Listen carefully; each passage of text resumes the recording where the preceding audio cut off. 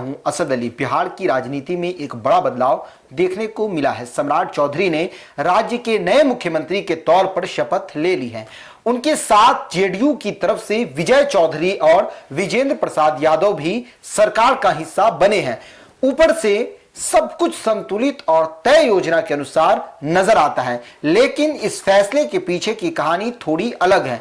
दरअसल जब बीजेपी विधायक दल की बैठक चल रही थी, तब एक नाम ऐसा था जिस पर सबकी नजर थी, विजय कुमार सिन्हा।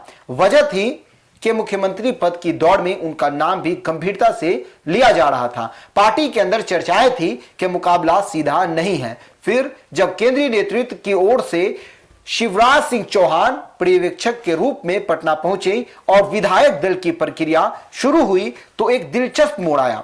प्रस्ताव रखने के लिए सबसे पहले विजय सिन्हा को बुलाया गया।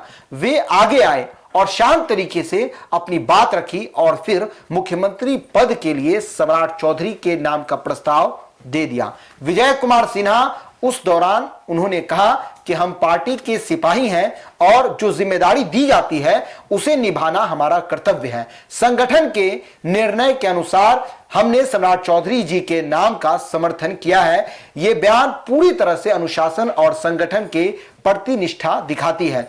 लेकिन राजनीति संकेत सिर्फ शब्दों से नहीं, हालात से भी समझे जाते हैं। जैसे ही सम्राट चौधरी के विधायक दल का नेता चुना गया, उन्हें उसके बाद से ही चर्चा शुरू हो गई कि क्या इस फैसले से कुछ असंतोष भी पैदा हुआ है।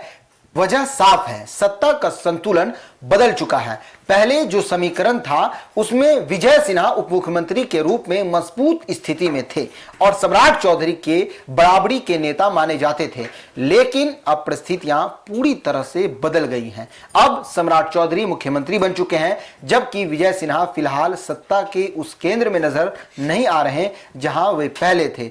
ये बदलाव सिर्फ पद का नहीं बल्कि राजनीतिक प्रभाव का भी माना जा रहा है। इसके साथ ही बिहार की राजनीति का सबसे अहम पहलू जातीय समीकरण भी इस पूरे घटनाक्रम में अहम भूमिका निभा रहा है। विजय सिन्हा भूमियार समुदाय से आते हैं, जो राज्य में सवर्ण वोट बैंक का एक प्रभावशाली हिस्सा माना जाता है और लंबे समय से बीजेपी के साथ जुड़ा रहा है। वहीं जेडीयू की रणनीति को देखें तो नीतीश कुमार के नेतृत्व में पार्टी लगातार अपने सामाजिक समीकरण को मजबूत करने में लगी है। विजय चौधरी को उप मुख्यमंत्री बनाना भी इसी रणनीति का हिस्सा माना जा रहा है, ताकि सवर्ण वोट बैंक में पकड़ बनाई जा सके।